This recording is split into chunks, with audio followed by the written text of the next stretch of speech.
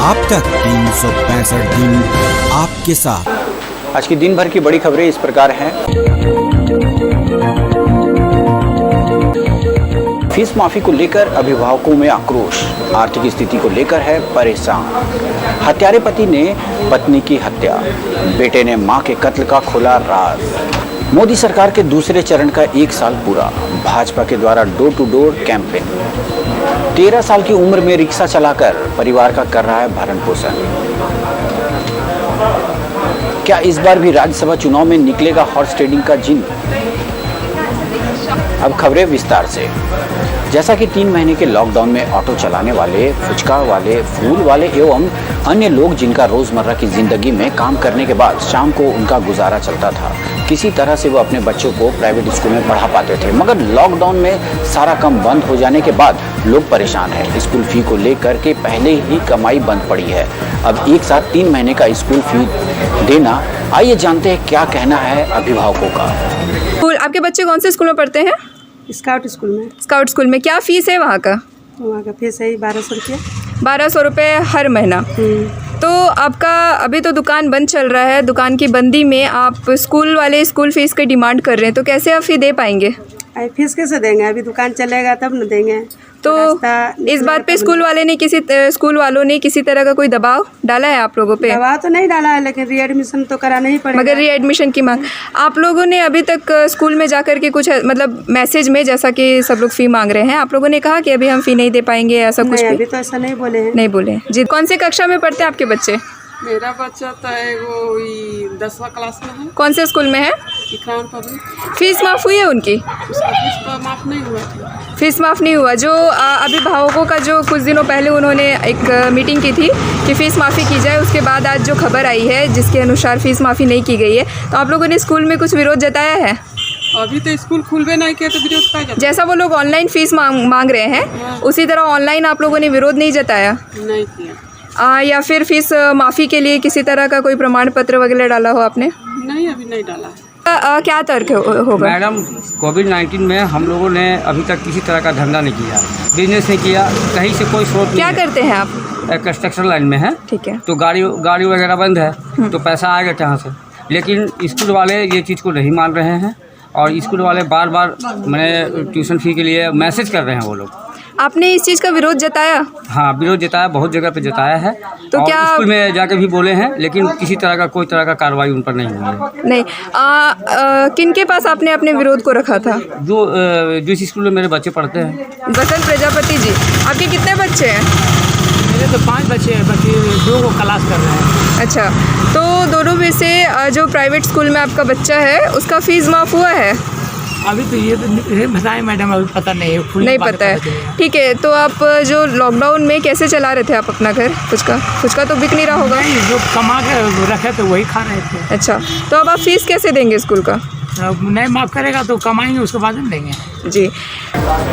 अभी तो बस हम बढ़े थे कि फिर से बेवजह ट्रैफिकों का सामना हमें करना पड़ रहा है। आइए देखते हैं एक दृश्य अपर बाजार का, जहां पर लोग रोड पर गाड़ियों को खड़ा कर इत्मीनान हो जाते हैं। इनके गाड़ी खड़ा करने के कारण कई आने जाने वाले लोगों को ट्रैफिक का सामना करना पड़ता है और प्रशासन की नज़र भी नहीं है इस पर। जब हमने एक दुकानदार वाले से, जब खबर 365 न्यूज़ के संवाददाता ने एक दुकान वाले से बात की तो उन्होंने क्या कहा, आइए देखिए एक रिपोर्ट। ये है सड़क की दुर्व्यवस्था, जहाँ पे लोग प्रतिदिन अप डाउन करते हैं करके और सामान खरीद रहे हैं। क्या उन लोगों ने इन लोगों से कहा कि ये गाड़ियाँ इस तरीके से खड़ी रखें? एक्सक्यूज़ मी सर, ये जो आपके दुकान के सामने गाड़ियाँ खड़ी है, ये आप लोगों ने उनको जगह दी है गाड़ी खड़ा करने के लिए?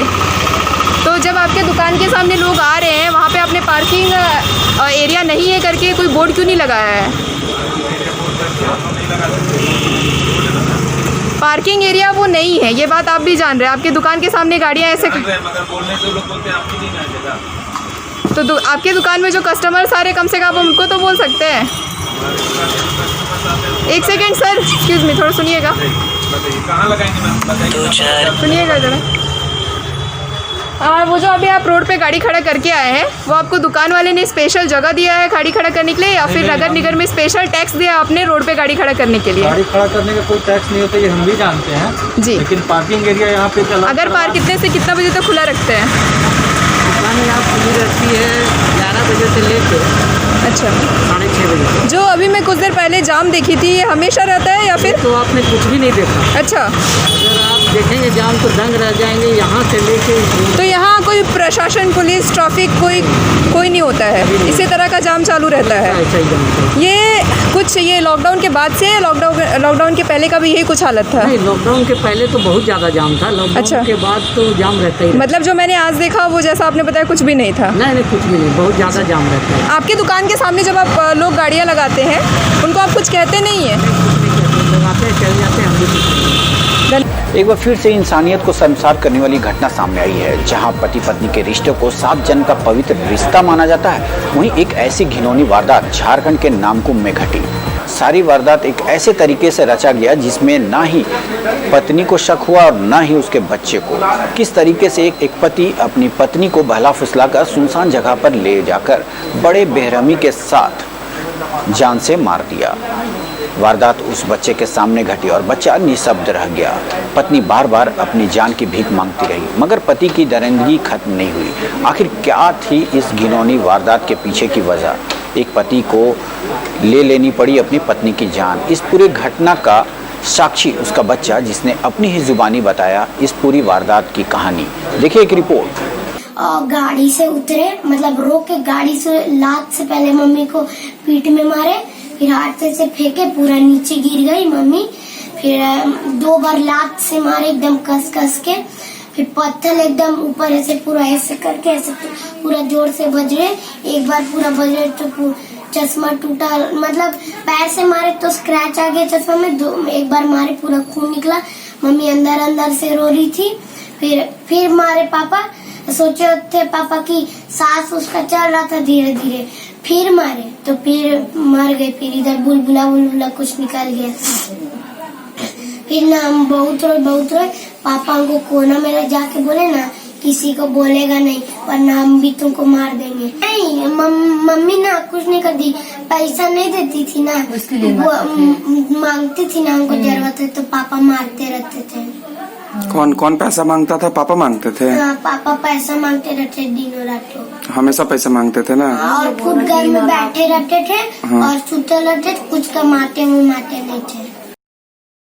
राज्य के प्राइवेट स्कूलों ने लॉकडाउन के दौरान सिर्फ 2 महीने की ट्यूशन फीस लेने पर सहमति की है। अभी छात्रों से ट्रांसपोर्टेशन का कोई और फी नहीं ली जाएगी। ऐसे में निजी स्कूलों में फीस माफी की झारखंड के शिक्षा मंत्री जगन्नाथ महतो की घोषणा धरी की धरी रह गई। इस पर भाजपा ने तंज कसते हुए कहा कि शिक्षा मंत्री जी के पास इच्छा शक्ति की कमी है। उन्होंने फी मांगा किया, वह धरी की धरी रह गई। तो शिक्षा मंत्री जी ने जितनी बड़ी घोषणाएं की थी सब वो टाइम फेस हो गई। और शिक्षा मंत्री जी ने तो कुछ दिन पहले कहा था कि वो शिक्षा मंत्री होते ही बहुत अपने आप को लाचार महसूस कर रहे हैं, क्योंकि निजी स्कूल उनकी बातों को नहीं मान रहे। तो ये कैसी लाचारगी शिक्षा मंत्री जी कि निजी स्कूल जो आपके डिपार्टमेंट से रजिस्टर्ड होते हैं, NOC मिलता है, वो आपकी बात नहीं सुन रहे हैं। मुझे लगता है इच्छा शक्ति की कमी है इस सरकार में, नहीं तो इस मुद्दे पर सकारात्मक पहल हो सकता था। जबकि सत्ता पक्ष का कहना है कि इस पर सरकार गंभीर है। कल ही इस मुद्दे को लेकर शिक्षा मंत्री के साथ स्कूल प्रबंधन की बैठक हुई थी। स्कूल प्रबंधक और ना ही पेरेंट्स को दिक्कत हो, इस बात का ख्याल रखते हुए बीच का रास्ता निकाला जाएगा। सवाल ये उठता है कि सरकार इस मामले को लेकर के गंभीर है, और कल भी अहम बैठक हुई थी और बैठक में ये स्पष्ट है कि लॉकडाउन को लेकर के अभिभावक भी प्रभावित हैं और लॉकडाउन को लेकर के विद्यालय प्रबंधन भी प्रभावित है। ऐसे में सरकार ये चाहती है कि अभिभावक को भी नुकसान न हो और विद्यालय प्रबंधन को भी नुकसान न हो। और हम लोग ये लगातार मांग करते रहे हैं कि हम लोगों का भी मानना है कि बीच का कोई वैसा रास्ता हो जो अभिभावक के लिए भी हितकर हो और विद्यालय प्रबंधन के लिए भी हितकर। खबर 365 न्यूज़ के लिए सहयोगी पूजा के साथ प्रतीक सिंह की रिपोर्ट। मोदी सरकार के दूसरे चरण का 1 साल पूरा होने पर भाजपा के द्वारा डोर टू डोर राज्य सरकार द्वारा जितनी भी योजनाएं चलाई जा रही थी, चाहे वह दीदी किचन के रूप में हो या मुख्यमंत्री दाल भात योजना का लाभ आम जनता तक नहीं पहुंचा और राज्य में कहीं भी झारखंड सरकार की योजना नजर नहीं आ रही थी। पीडीएस दुकान द्वारा राशन देना था, उसमें भी नाकामयाब रही राज्य सरकार और जिन लोगों के पास राशन कार्ड नहीं था वह लोग जब राशन कार्ड बनवा रहे थे तो राज्य सरकार ने ऑनलाइन सुविधा बंद करवा दी और लोग इस लॉकडाउन में राशन के लिए दर दर भटकते रहे और अंततः भूखे ही रह जाते थे। सबने अपना दम कम लगा करके जनता तक भोजन खिलाने का काम किया है, ये बहुत ही सराहनीय है। और साथ में जो जनता, जो सामाजिक कार्यकर्ता है, समाज संगठन से जुड़े हुए लोगों ने बढ़ चढ़ करके हिस्सा लिया और इन्हीं के कारण आज रांची बच पाया और उनका भूख मिटा पाया। तो सरकार तो हर तरफ फेलियर है,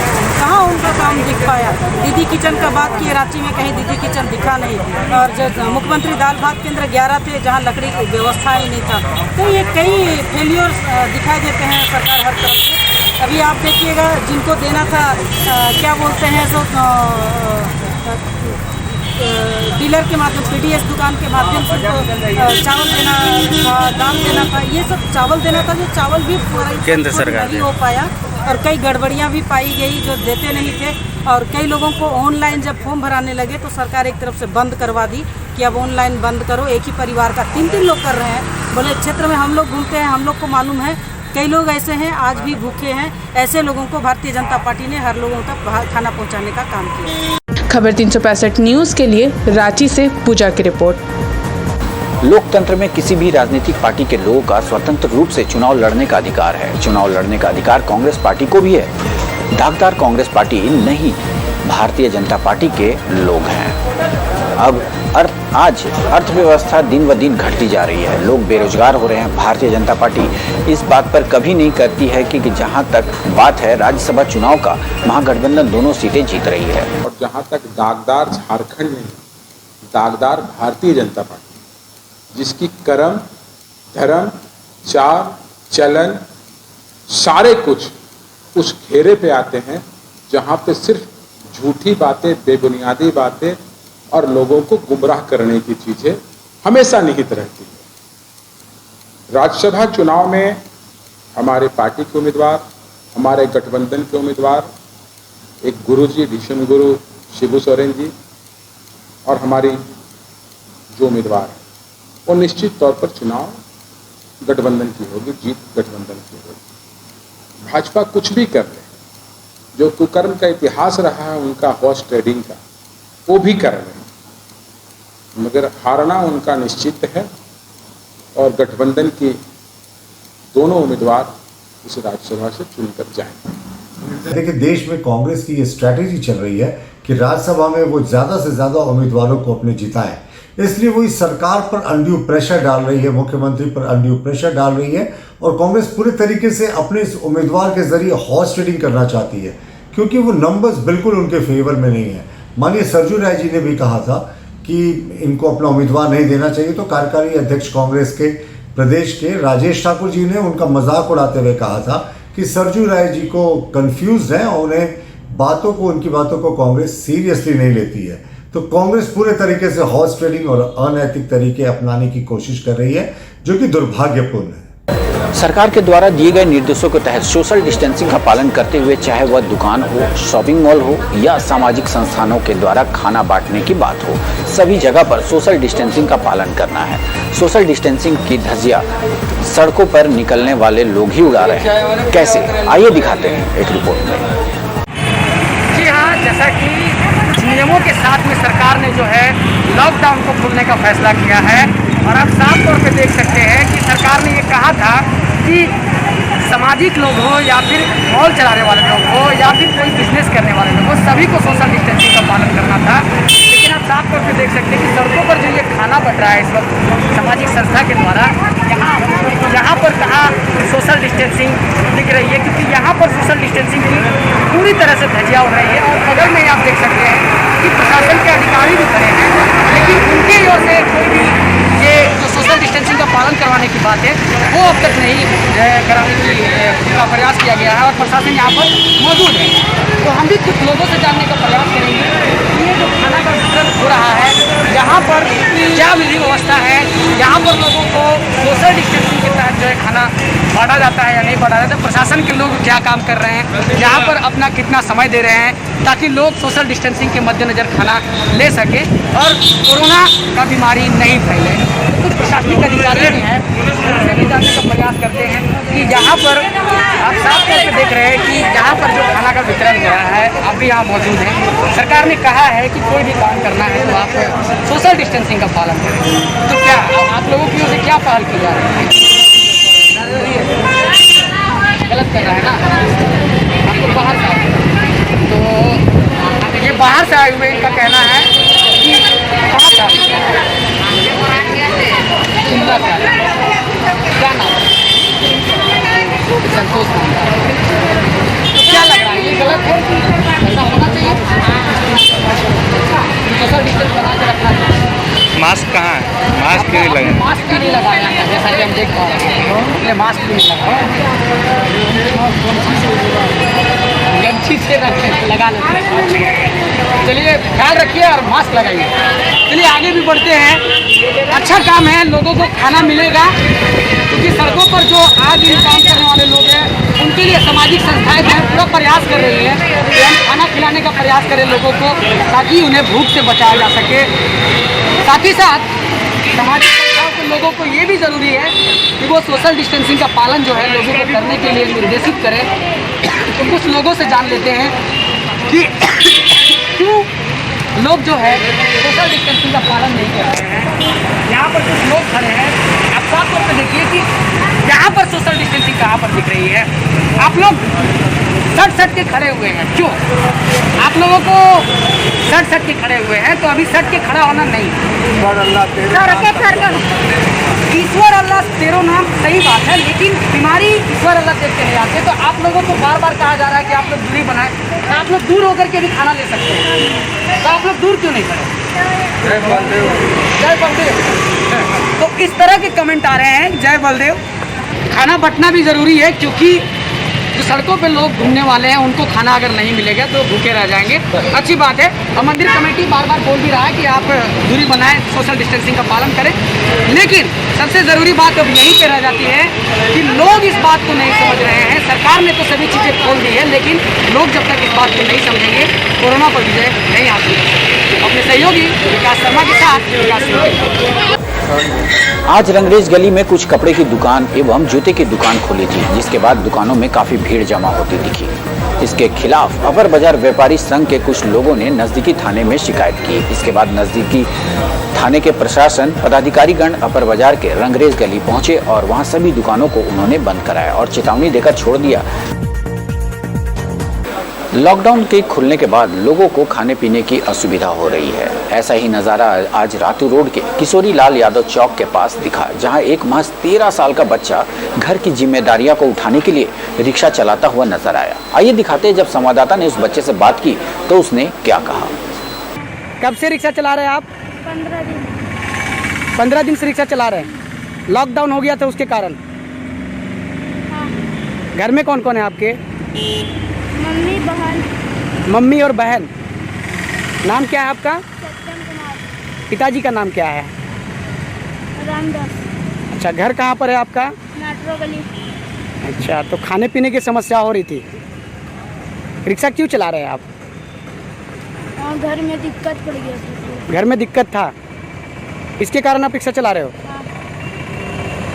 अच्छा, पढ़ाई वढ़ाई करते हो? हाँ, करते थे। पढ़ाई करते थे, छोड़ दिए? हाँ, अभी छोड़ दिए हो।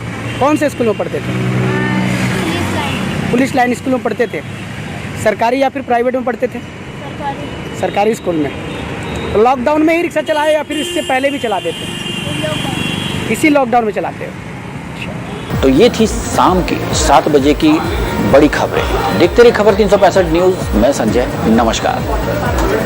खबर 365 न्यूज़, आपकी खबर आप तक 365 दिन आपके साथ।